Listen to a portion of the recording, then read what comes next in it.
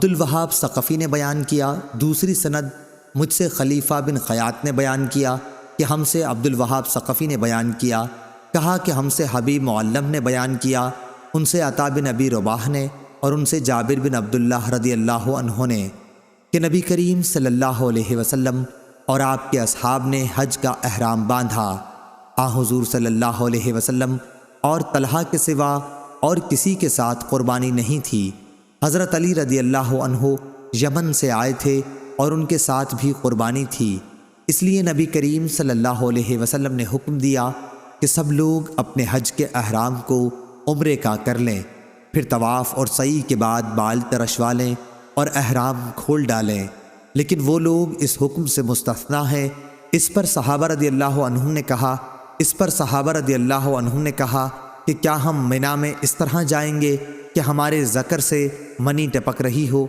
یہ بات جب رسول اللہ صلی اللہ علیہ وسلم کو معلوم ہوئی تو آپ نے فرمایا، اگر مجھے پہلے معلوم ہوتا تو میں قربانی کا جانور ساتھ نہ لاتا، اور جب قربانی کا جانور ساتھ نہ ہوتا تو میں بھی عمرہ اور حج کے درمیان احرام کھول ڈالتا۔ اور عائشہ رضی اللہ عنہا اس حج میں حائضہ ہو گئی تھیں، اس لیے انہوں نے بیت اللہ کے طواف کے سوا اور دوسرے ارکان حج ادا کیے، پھر جب پاک ہو لیں تو طواف بھی کیا۔ انہوں نے رسول اللہ صلی اللہ علیہ وسلم سے شکایت کی کہ آپ سب لوگ تو حج اور عمرہ دونوں کر کے جا رہے ہیں، لیکن میں نے صرف حج ہی کیا ہے۔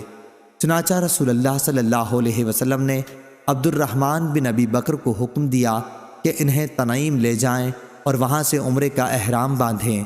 اس طرح عائشہ رضی اللہ عنہا نے حج کے بعد عمرہ کیا۔ صحیح بخاری حدیث نمبر 1651۔ اسماعیل بن علیہ نے بیان کیا، ان سے ایوب سختیانی نے اور ان سے حفصہ بنت سیرین نے بیان کیا کہ ہم اپنی کنواری لڑکیوں کو باہر نکلنے سے روکتے تھے، پھر ایک خاتون آئیں اور بنی خلف کے محل میں جو بصرے میں تھا ٹھہریں۔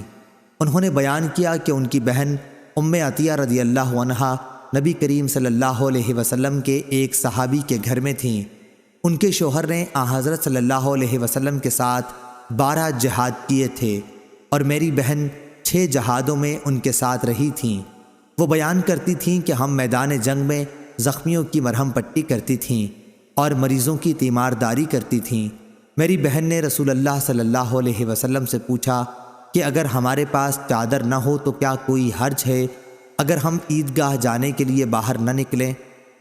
حضور صلی اللہ علیہ وسلم نے فرمایا، اس کی سہیلی کو اپنی چادر اسے اوڑھا دینی چاہیے اور پھر مسلمانوں کی دعا اور نیک کاموں میں شرکت کرنی چاہیے۔ پھر جب ام عطیہ رضی اللہ عنہا خود بصرہ آئیں تو میں نے ان سے بھی یہی پوچھا، یا یہ کہا کہ ہم نے ان سے پوچھا۔ انہوں نے بیان کیا کہ ام عطیہ رضی اللہ عنہا جب بھی رسول اللہ صلی اللہ علیہ وسلم کا ذکر کرتی کہتی، میرے باپ آپ پر فدا ہوں۔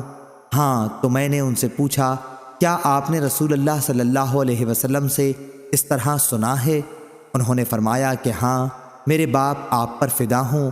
انہوں نے کہا کہ رسول اللہ صلی اللہ علیہ وسلم نے فرمایا، کنواری لڑکیاں اور پردے والیاں بھی باہر نکلیں، یا یہ فرمایا کہ پردے والی دوشیزائیں اور حائضہ عورتیں سب باہر نکلیں اور مسلمانوں کی دعا اور خیر کے کاموں میں شرکت کریں، لیکن حائضہ عورتیں نماز کی جگہ سے الگ رہیں۔ میں نے کہا، اور حائضہ بھی نکلیں؟ انہوں نے فرمایا، کیا حائضہ عورت عرفات اور فلاں فلاں جگہ نہیں جاتی ہیں؟ پھر عیدگاہ ہی جانے میں کیا حرج ہے؟ صحیح بخاری حدیث نمبر 1652۔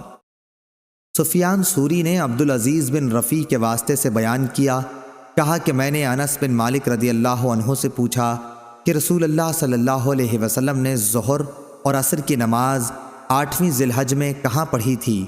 اگر آپ کو حضرت صلی اللہ علیہ وسلم سے یاد ہے تو مجھے بتائیے۔ انہوں نے جواب دیا کہ منا میں۔ میں نے پوچھا کہ 12ویں تاریخ کو عصر کہاں پڑھی تھی؟ فرمایا کہ محصب میں۔ پھر انہوں نے فرمایا کہ جس طرح تمہارے حکام کرتے ہیں اسی طرح تم بھی کرو۔ صحیح بخاری حدیث نمبر 1653۔ عبدالعزیز بن رفیع نے بیان کیا، کہا کہ میں انس رضی اللہ عنہ سے ملا۔